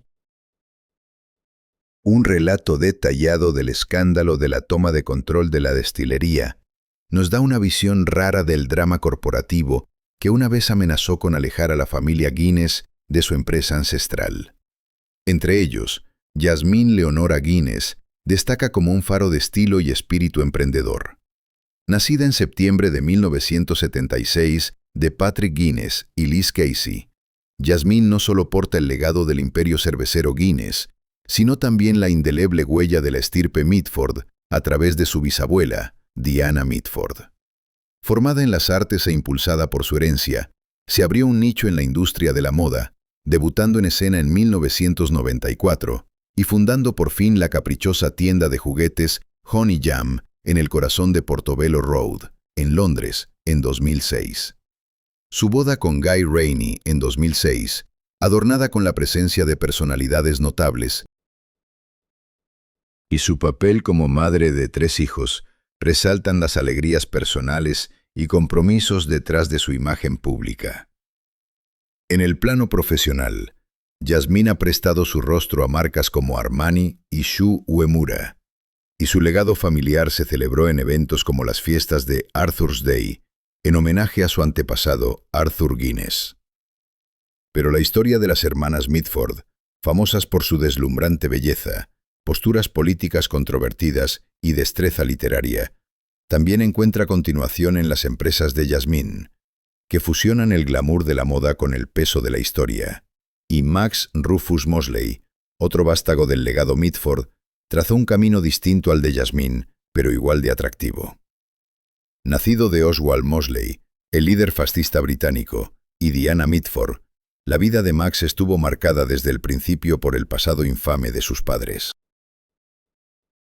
Aún así, él forjó un legado propio como abogado, piloto de carreras y más tarde como presidente de la Federación Internacional Dotomo, donde su defensa de las reformas en seguridad para el automovilismo y su papel en convertir la Fórmula 1 en un espectáculo global pusieron de relieve una existencia dedicada a la innovación y al cambio. A pesar de sus logros, la vida de Max no estuvo exenta de polémicas, como una batalla legal clave por la privacidad que dejó al descubierto su relación complicada con la historia familiar. Y por último, la ascendencia del académico afroamericano James Foreman Jr. añade otro capítulo fascinante al relato de los Mitford. Nieto de Jessica Mitford. La carrera de James como erudito en Derecho y su libro Locking Up Our Own, Crime and Punishment in Black America, que ganó el premio Pulitzer de 2018 para no ficción general, reflejan un compromiso con la justicia social que evoca el activismo de sus padres, James Foreman padre, y la miembro de la familia Mitford, Constantia Romilly. Su cofundación de la escuela Maya Angelou en Washington, D.C., ilustra aún más una vida consagrada al activismo y la defensa de causas. Por tanto, estos descendientes vivos de la familia Mitford, cada uno siguiendo caminos distintos, resaltan el impacto perdurable de su herencia. Desde la moda y la filantropía hasta las reformas en el automovilismo y la erudición jurídica, sus vidas encarnan un legado diverso pero interconectado que sigue influyendo e inspirando a través de generaciones y disciplinas. Imaginemos que mañana por la mañana te despiertas con una fortuna de 9 cifras, solo por tener un apellido que todo el mundo en el planeta conoce desde la infancia, el apellido Disney. ¿Qué harías con tanto poder? ¿Usarías tu nombre para financiar esa película que siempre has soñado ver, mientras te das la gran vida con los excesos que solo la élite puede permitirse? ¿O te atreverías a criticar el imperio que te ha hecho rico? Para Abigail Disney, la respuesta está clara. Alterar las cosas, alzar la voz y remover el statu quo. De hecho, esta no es solo otra historia de herederas. Y Abigail, nieta del hermano de Walt Disney, Roy, no se pasa el día tumbada en Malibú ni codeándose con la jet set de Hollywood. En cambio, ha dedicado décadas a labrarse un nombre propio como cineasta y filántropa, todo mientras planta cara a multimillonarios, incluida la empresa de su propia familia. En este episodio de hoy, nos sumergiremos en el mundo de una Disney que no teme declararle la guerra a su propio legado. Como veremos, Abigail Disney, la heredera que no soporta la multinacional de miles de millones de dólares de su familia.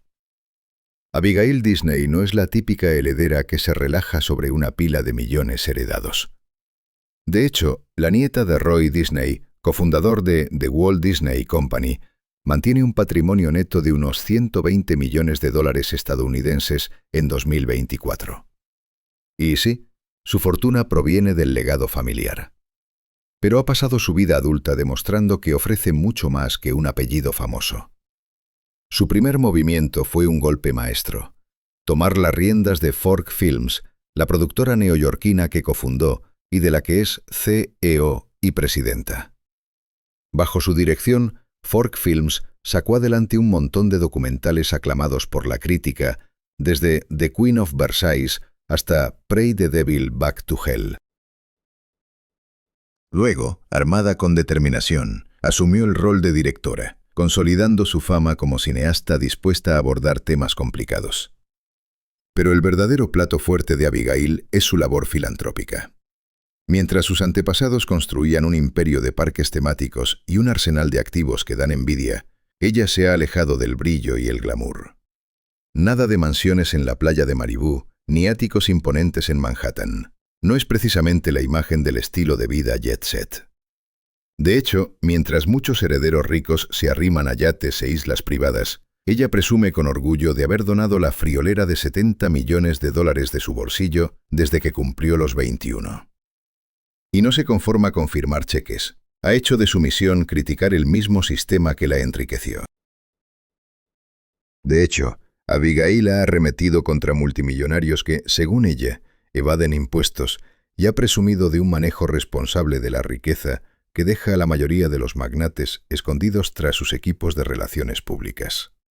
Pero el mic drop definitivo anticapitalista es que declaró públicamente que no pisará el jet privado Boeing 737 de la familia porque, en sus palabras, es un cáncer para el clima. Apostamos a que la familia aún se estremece con eso. Pero su desvío del etos familiar se extiende incluso a sus donaciones políticas. En un paso que copó titulares, Abigail anunció que retiraría su financiación al Partido Demócrata a menos que Joe Biden se apartara de la carrera presidencial de 2024. Una postura audaz que roza lo antidemocrático no es ajena a firmar cheques para candidatos que encajen con su activismo social. No todos son titulares virtuosos, eso sí. Los críticos la tachan de hipócrita porque se queja del despilfarro mientras sigue cobrando dividendos de las acciones de Disney. Pero con todos esos que la critican, lo que destaca es su sinceridad al hablar de la brecha entre ricos y pobres y del derroche obsceno de los multimillonarios, algo que no se ve mucho entre la gente de su clase fiscal. Y si creen que sus palabras le van a quitar el sueño, pues es que seguramente no han tratado con Abigail Disney todavía. Para captar bien cómo un apellido tan célebre del mundo acaba pariendo a una heredera tan habladora y comprometida, hay que rebobinar un poco la historia. En el capítulo que viene, veremos cómo el comienzo de la familia Disney conecta directamente con el activismo mítico de Abigail. El camino de los Disney hacia el triunfo en Estados Unidos es un relato que se ancla en la ambición, la tenacidad y, claro está, un puntito de hechicería. Sus raíces se hunden en la Normandía del siglo XI, cuando el apellido era Dini, que hacía eco de su lugar de origen. Con las migraciones, el nombre fue cambiando. Primero se transformó en Disney para los que se plantaron en Inglaterra tras cruzar el canal. Llegados al siglo XIX, el linaje Disney dio otro giro, pasando de Europa a Norteamérica. Fue Arundel Elias Disney, el tatarabuelo de Walt, el que pegó el brinco decisivo. Salió de Irlanda en 1834 junto a su mujer, Maria Swan, y su hijo pequeño, Kil, con destino a Ontario, en Canadá. Ese traslado fue el pilar del episodio americano en la saga Disney. Kil, siguiendo el empuje explorador de su gente, se afincó en Canadá y tuvo varios hijos, entre ellos I.A.S. Disney, que nació en 1859. Al igual que su padre, Ilas anduvo tras horizontes nuevos más allá de las fronteras, lo que lo llevó hacia el sur, a Estados Unidos. En 1888, Ilas se casó con Flora Cole y formaron una familia con 5 niños, incluido Walt, que vino al mundo en 1901 en Chicago. Como pasaba en tantos hogares de la época que buscaban un poco de calma, los Disney se mudaban sin parar hasta que echaron raíces en Marceline, Missouri. Precisamente allí, en el corazón rural del Medio Oeste, el pequeño Walt empezó a cultivar su gusto por el dibujo y su encanto por los trenes, 2 aficiones que marcaron su infancia. Eso sí, la ruta de Walt hacia la fama no fue un camino recto. Con solo 18 años ya se lanzaba como ilustrador para anuncios. Pero aquellos inicios fueron flojos, por decirlo suave. En 1920, su primer intento, el estudio Larocram en Kansas City, dejó ver el don de Walt para la animación, aunque no tuvo el respaldo económico para aguantar. La empresa hizo quiebra en menos de 3 años, dejándolo tieso y con apenas $40 en el bolsillo, más una cabezonería feroz por no rendirse.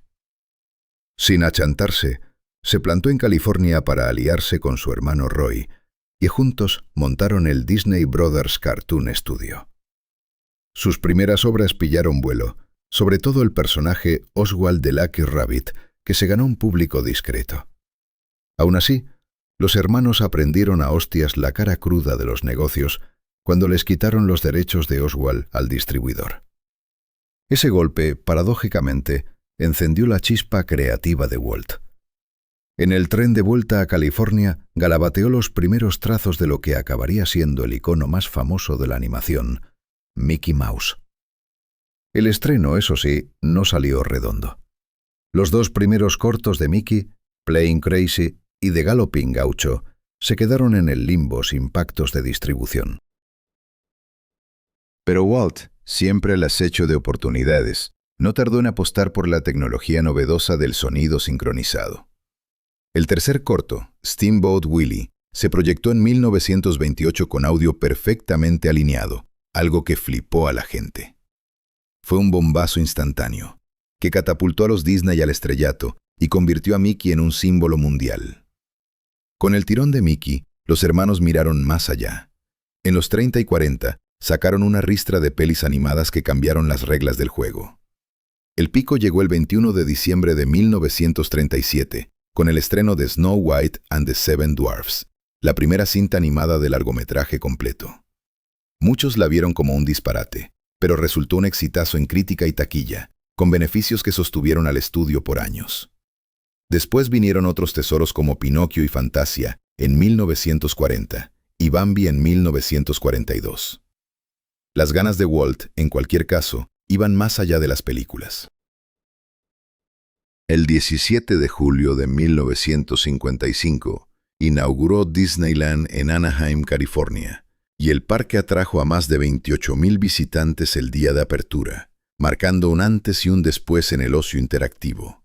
Sin duda, sus 4 zonas originales, Frontierland, Tomorrowland, Adventureland y Fantasyland, daban una inmersión total para peques y mayores. Todo girando en torno a Main Street, USA, el eje de la idea de Walt para un mundo de fantasía pura. Tras la muerte de Walt en diciembre de 1966, Roy O. Disney decidió posponer su jubilación para supervisar la finalización de Walt Disney World en Florida, que abrió sus puertas en octubre de 1971. Fue un proyecto impulsado por el amor y la dedicación, un parque que encarnaba los sueños de Walt de ofrecer una experiencia aún más grandiosa que la de su predecesor. Y como Roy declaró con emoción, «Vamos a terminar este parque, y lo haremos tal como Walt lo quería». La ceremonia de inauguración de Walt Disney World sirvió también como un homenaje a la filosofía de vida de Walt, resaltando el profundo compromiso de Roy por perpetuar el legado de su hermano. Lamentablemente, Roy falleció apenas 2 meses después, el 20 de diciembre de 1971, dejando tras de sí una compañía sólidamente posicionada en la cima del mundo del entretenimiento.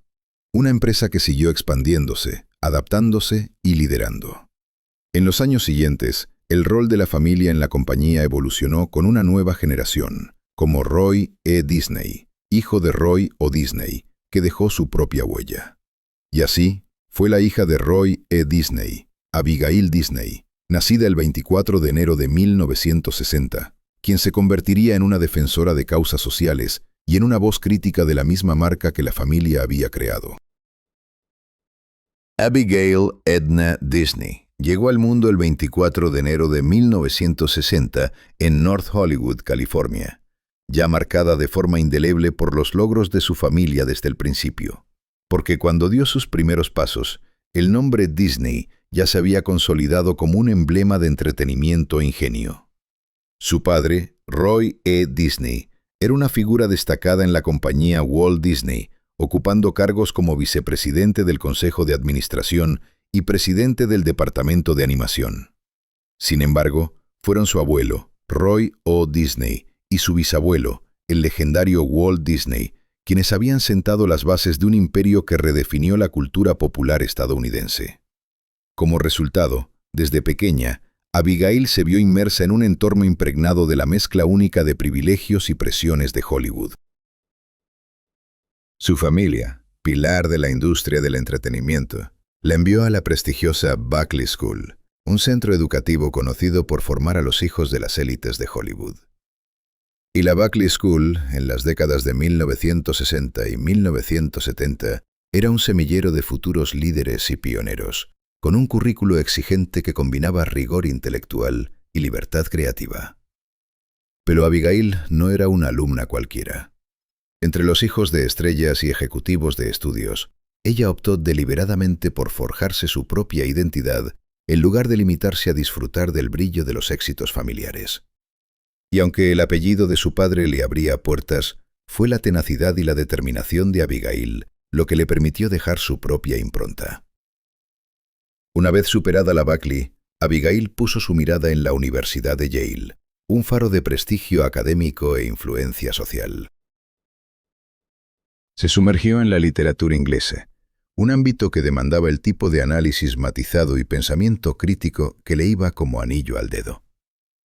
La Torre de Marfil de Yale la retó también a cuestionar sus posiciones, enfrentar privilegios y ampliar su visión del mundo más allá de los límites de su crianza.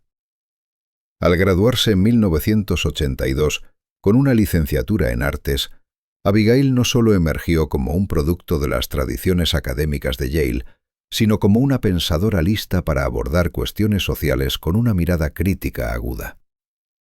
Ansiosa por avanzar en sus intereses intelectuales, se orientó hacia la Universidad de Stanford, que a principios de los 80 bullía con el espíritu pionero del Valle del Silicio. Inscrita en el programa de máster en literatura inglesa de Stanford, Abigail se encontró en la intersección entre las humanidades tradicionales y el mundo tecnológico emergente, una experiencia que sin duda amplió su perspectiva. Pero fue en la Universidad de Columbia, donde finalmente obtuvo un doctorado en filosofía, donde las inquietudes intelectuales de Abigail cobraron un enfoque más preciso. La filosofía, con su exploración de la ética y la naturaleza humana, le brindó un marco sólido para abordar los espinosos temas sociales y económicos que enfrentaría más adelante. Y su tesis, un estudio sobre la violencia romantizada en la vida estadounidense, anticipaba sus futuros empeños tanto en el activismo como en el documental, donde arrojaría luz sobre la desigualdad y las malas prácticas corporativas. Durante su estancia en Columbia, Abigail empezó a dar clases en el Iona College de New Rochelle, Nueva York, donde impartía lecciones sobre literatura inglesa y americana. Su labor como educadora iba más allá de un simple empleo. Era un campo de pruebas donde pulió sus habilidades de comunicación y conexión con el público, un preludio al trabajo de advocacy por el que se haría conocida en años posteriores.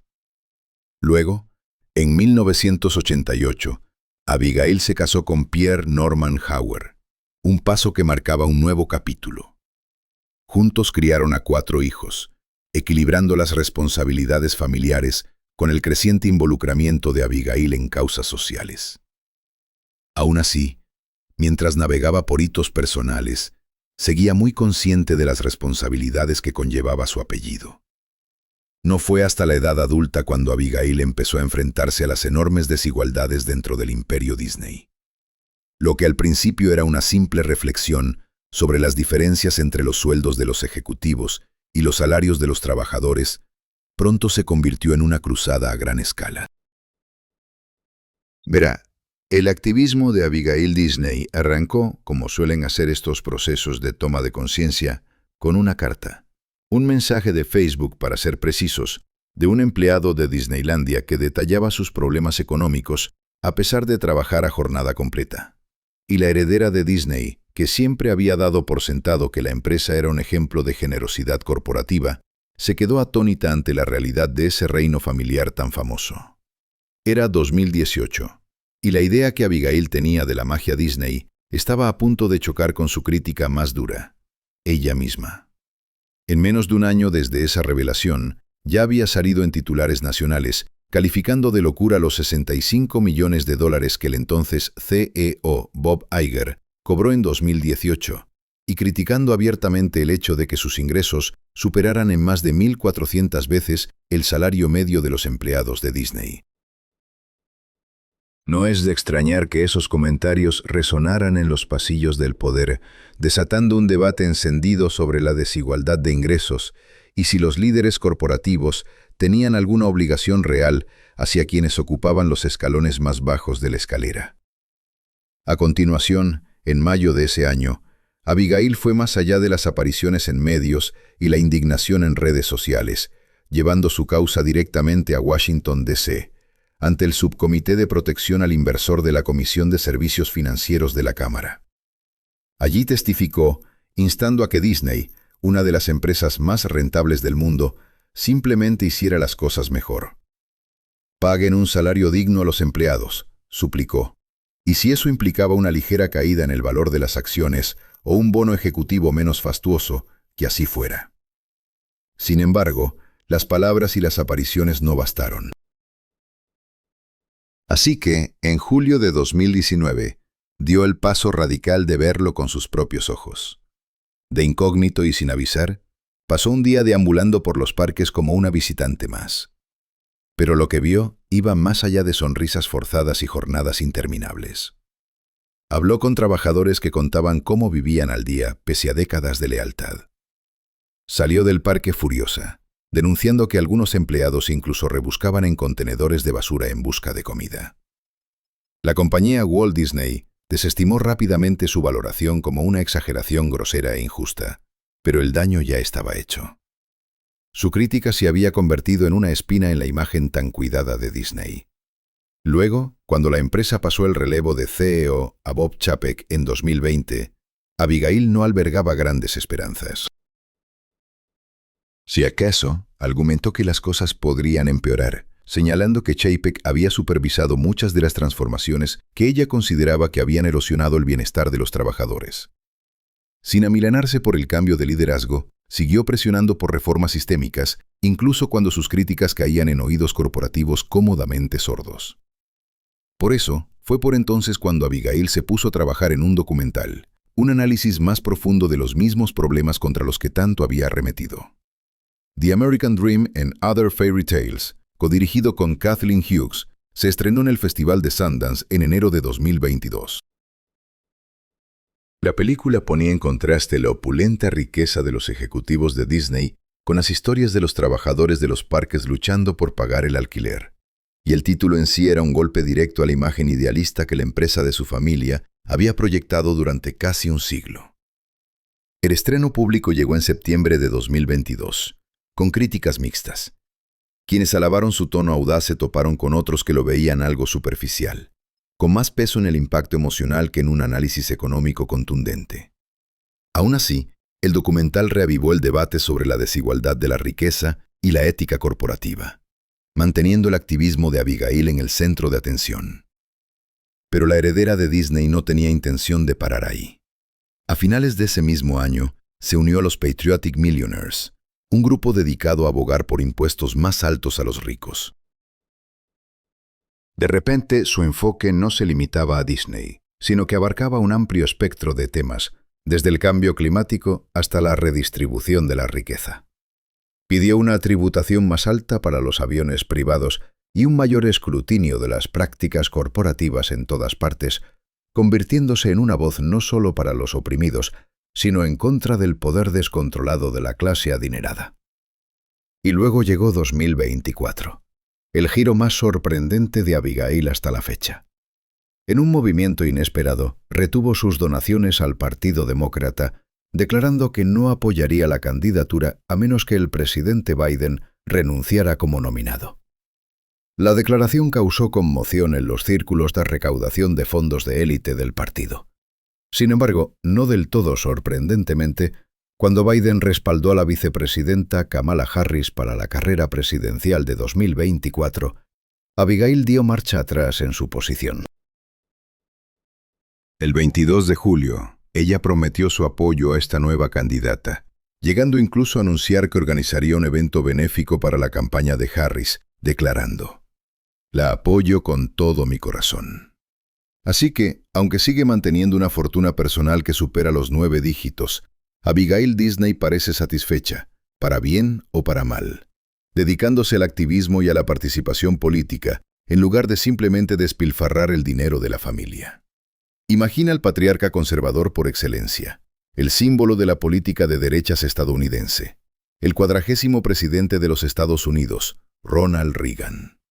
Ahora visualiza a sus hijos, no como herederos de esa antorcha conservadora, sino como quienes la dejan atrás para seguir una luz de otro color. En efecto, esto no es un giro ficticio, sino la historia real de una de las familias políticas más enigmáticas de América, los Reagan. En el episodio de hoy de Old Money Luxury, entraremos en la casa Reagan, un crisol donde las herencias conservadoras esperadas chocan con realidades liberales sorprendentes. Ron, el menor de la familia, se inclina hacia la izquierda, adoptando ideales progresistas con una energía que recuerda al fervor de su padre por el conservadurismo. Su hermana, Patty Davis, no se queda atrás, defendiendo opiniones que las políticas de su padre solían rechazar. De este modo, en la historia de la familia Reagan que exploraremos aquí, no hay una saga de alineación, sino un relato fascinante de divergencia ideológica en la dinastía más impredecible de América. A mediados del siglo XIX, los antepasados de los Reagan iniciaron un viaje transformador desde las verdes costas de Irlanda hasta la tierra de las oportunidades, América.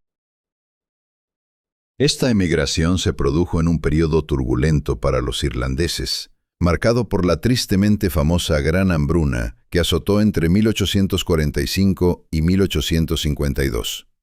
La plaga que devastó los cultivos de patata provocó hambrunas masivas y enfermedades, obligando a más de 1 millón de personas a huir de su patria. Estados Unidos se presentaba como un faro de esperanza, a pesar del sentimiento antiinmigrante que bullía en el país por entonces. Los irlandeses, que llegaban pobres y exhaustos, se enfrentaron a la discriminación y fueron relegados a los escalones más bajos de la sociedad. Sin embargo, su resiliencia ante tales adversidades y su determinación para seguir adelante sentaron las bases de las comunidades que fundaron.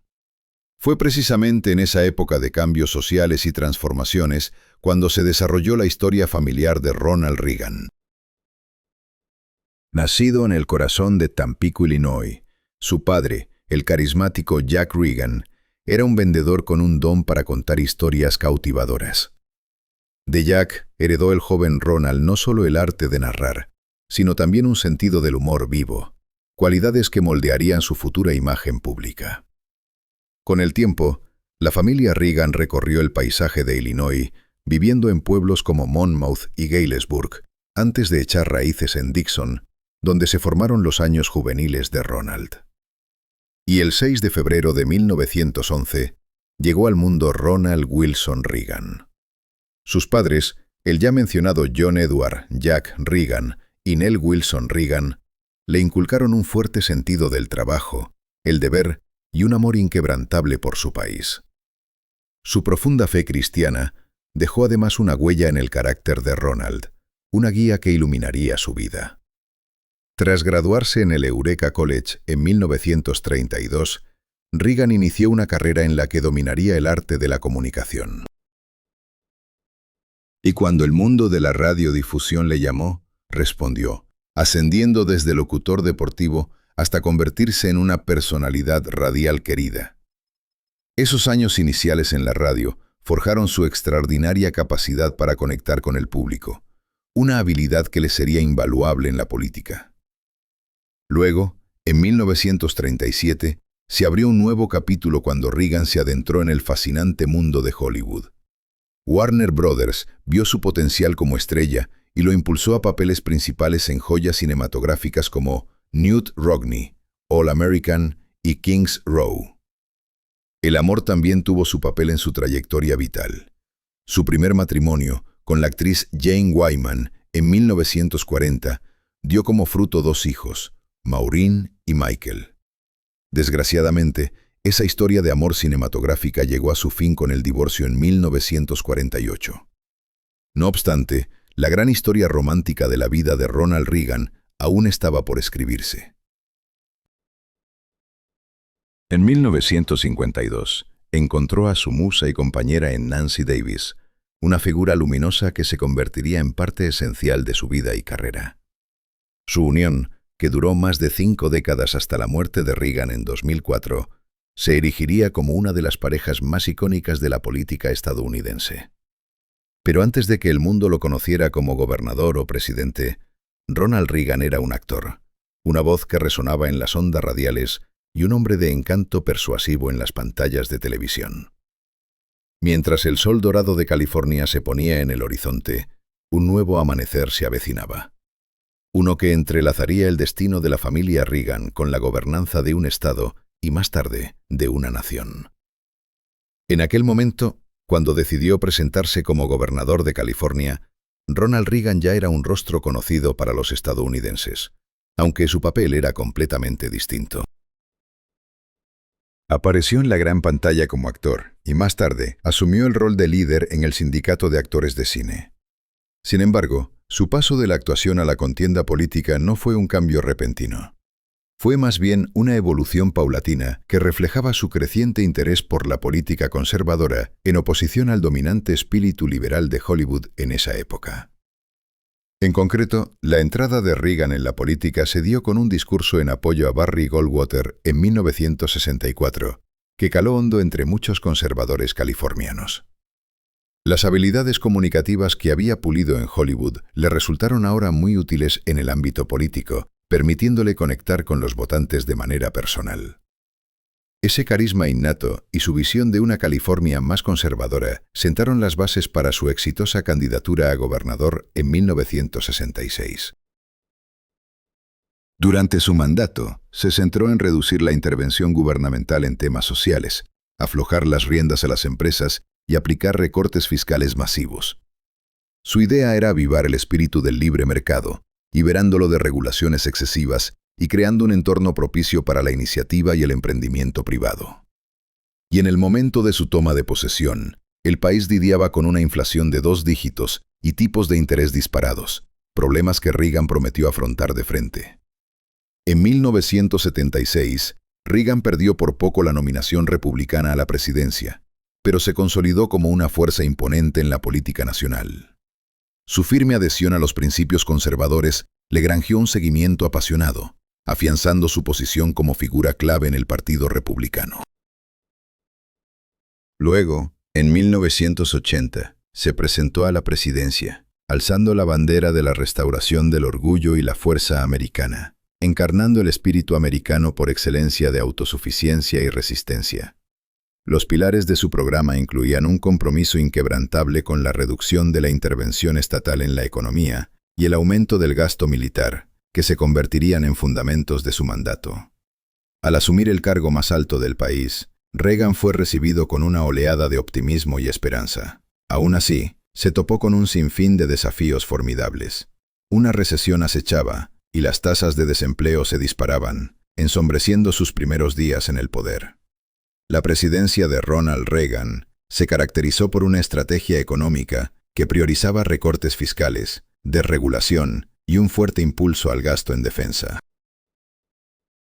Este enfoque, conocido como Reaganomics, desencadenó un auge económico que llevó al mercado bursátil a niveles inéditos. No obstante, este logro vino acompañado de un abultado aumento de la deuda nacional, un tema que aún genera debates sobre la política fiscal. Y los recortes fiscales buscaban reactivar la economía, pero no cubrieron sus propios costes como se esperaba. En vez de eso, los ingresos federales cayeron alrededor de un 9% al principio. La reducción prevista en el gasto no se produjo, lo que amplió aún más el déficit. Además, el notable incremento en el gasto militar bajo Reagan, justificado como respuesta a la amenaza soviética, recibió críticas por su contribución al endeudamiento del país. Y la política social de Reagan también atrajo miradas al proponer un repliegue de la implicación federal en los asuntos sociales, lo que algunos sostienen puso en riesgo a las poblaciones americanas más desfavorecidas. En su segundo mandato, Reagan viró hacia la diplomacia y el control de armamentos, especialmente en su colaboración con Mikhail Gorbachev. Esto dio como fruto el Tratado de Fuerzas Nucleares de Alcance Intermedio, un elemento clave en la distensión de las tensiones de la Guerra Fría y, en última instancia, en el colapso de la Unión Soviética. Sin embargo, Su tiempo en el cargo también estuvo salpicado de controversias y escándalos, que avivaron discusiones entre académicos y el público. Uno de ellos fue el asunto Irán-Contra, en el que funcionarios vendieron en secreto armas al Irán bajo embargo, utilizando las ganancias para apoyar a los contras nicaragüenses, en clara violación de la enmienda Boland. Este episodio puso en tela de juicio el respeto de la administración a los principios legales y constitucionales. Por tanto, la era Reagan no solo dejó una huella imborrable en la política estadounidense, sino que transformó por completo la composición demográfica del Partido Republicano. Sus principios fundamentales, grabados a fuego en la conciencia nacional, perduran hasta hoy. Impuestos más bajos, menos restricciones gubernamentales, tanto para individuos como para empresas, y un compromiso inquebrantable con un ejército fuerte. No obstante, mientras la administración Reagan afrontaba retos tanto internos como externos, sería la influencia callada pero innegable de una persona la que moldearía el legado de esta dinastía política. Desde las sombras, pero con un impacto profundo, Nancy se preparaba para dejar su impronta en el mismísimo tejido de la doctrina Reagan.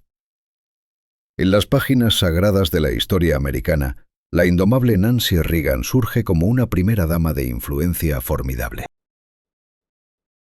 Verá, Nancy Reagan no fue una mera espectadora de la presidencia de su marido. Fue un motor de cambio. Su campaña contra las drogas, Just Say No, resonó por todo el país. Un poderoso grito de alarma en la lucha contra el abuso de sustancias. Sin embargo, no solo en el ámbito de las políticas destacaba la influencia de Nancy. Su estilo era como un lienzo donde plasmaba su identidad única. Y los icónicos vestidos de noche rojos de Reagan que lucía se convirtieron en un símbolo de su elegancia y distinción. De hecho, el matrimonio de los Reagan, con su propia historia cautivadora, representaba un emblema de devoción. Su romance iba más allá del mundo político, y Nancy era mucho más que una primera dama. Era la protectora del bienestar de su esposo y una firme defensora de su visión política. Aunque no faltaron las críticas por sus gastos y su influencia, la verdad irrefutable perduraba. Su amor era una fuerza imparable. No obstante, el legado de los hijos de los Reagan revelaría de verdad la diversidad ideológica de esta legendaria dinastía política. Por ejemplo, la hija de los Reagan, Patti Davis, se erigió como una figura de profunda transformación. Patti pronto se dio a conocer por sus diferencias ideológicas con sus famosos padres políticos, convirtiéndose en una crítica acérrima de las armas nucleares y mostrando su compromiso profundo con la seguridad global. En sus memorias, The Way I See It, Patti comparte vislumbres de sus desafíos personales y creencias como miembro de la familia Reagan. Patti también vivió un largo periodo de distanciamiento de sus padres, pero al final lograron reconectar y hallar puntos en común a pesar de sus visiones políticas opuestas. En una trayectoria paralela, el hijo de Ronald Reagan, Ron Reagan, se abrió camino en el panorama mediático, presentando un programa de entrevistas y asumiendo el rol de comentarista político. Se posicionó como una voz liberal, en marcado contraste con el legado conservador de su padre. Maureen Reagan, una presencia luminosa en la familia Reagan, también dejó una huella conmovedora en el tapiz de su historia colectiva. Ferviente defensora de los derechos de la mujer y firme partidaria de la Asociación Nacional del Alzheimer, su labor de advocacy resonaba con compasión y propósito. Su muerte prematura en 2001 fue una pérdida profunda, no solo para la familia Reagan, sino también para las causas que tanto le importaban. Michael Reagan, otro vástago del clan Reagan, trazó un camino distintivo como orador público y defensor de los servicios de adopción. Como niño adoptado, él mismo, transformó sus vivencias en una misión poderosa para concienciar sobre la importancia de la adopción. Además, su dedicación a promover el legado de su padre y los principios conservadores se mantuvo inquebrantable. Por ello, la familia Reagan destaca en la historia política estadounidense por su diversidad interna de ideas y creencias. En fuerte contraste con otras familias políticas prominentes, como los generalmente liberales Kennedy y Roosevelt, o los predominantemente conservadores Trump y Bush, esta característica única de los Reagan pone de relieve una amplitud de perspectivas dentro de una sola familia, mostrando la complejidad e individualidad de las opiniones políticas a lo largo de generaciones. Ahora, el 5 de junio de 2004, la nación lloraba la muerte de Ronald Reagan, el 40º presidente de los Estados Unidos. La noticia de su fallecimiento se extendió por todo el país y más allá, provocando un torrente de duelo y homenajes. Y el funeral de Estado de Reagan fue un espectáculo digno y solemne, con miles de dolientes alineados en las calles de Washington, D.C., para rendir sus respetos. La procesión avanzó hacia la Catedral Nacional en un trayecto solemne que incluía un caisson tirado por caballos portando el ataúd de Reagan. Allí, entre las elevadas agujas y los arcos sagrados, se celebró un servicio conmemorativo. Dignatarios de todo el mundo se reunieron para honrar el legado del estadista, incluido el ex líder soviético Mikhail Gorbachev en persona, un testimonio del influjo trascendental de Reagan. Tras la partida de su patriarca, el compromiso de la familia Reagan con el servicio público se extendió a causas benéficas con la creación de la Fundación Presidencial Ronald Reagan. Esta institución se erige como un baluarte dedicado a preservar y promover el legado de Ronald Reagan. Organiza una variedad de programas y eventos, incluidos compromisos de habla y apariciones públicas de miembros de la familia Reagan. Además, la Fundación apoya con fervor iniciativas benéficas, con un enfoque conmovedor en la lucha contra la enfermedad de Alzheimer, una causa muy cercana al corazón de la familia. Así, el legado de la presidencia de Ronald Wilson Reagan es, si me permiten, un cuento de dos ciudades. Por un lado, Ronald Reagan es venerado por muchos como un modelo de valores conservadores, cuya etapa en la Casa Blanca se asocia con una era de revitalización económica y una política exterior asertiva. Por el otro, se le critica por políticas que, según los detractores, agravaron la desigualdad de ingresos y sembraron semillas de discordia en las relaciones internacionales. Las maniobras de política exterior de Reagan, sobre todo su postura agresiva frente a la Unión Soviética, se celebran como una contribución decisiva al fin de la Guerra Fría, o se critican por haber intensificado las tensiones nucleares y avivado conflictos en América Latina. El legado de la familia Reagan resulta igual de matizado. A través de su fundación, se han convertido en destacados defensores en la lucha contra la enfermedad de Alzheimer, una afección que el presidente Reagan afrontó con valentía en sus últimos años. Esta labor ha recibido amplio elogio. Sin embargo, la incursión de algunos de los hijos de Reagan en la vida pública y sus conocidas discrepancias con las opiniones de su padre han añadido complejidad a la imagen pública de la familia. En los medios y la literatura, Reagan es tanto enaltecido como demonizado, un símbolo de su impacto perdurable, tanto positivo como negativo, en la nación. Este retrato complejo resulta esencial para comprender el legado de la América de Reagan, un país capaz por igual de acaloradas divisiones políticas y notables logros bipartidistas.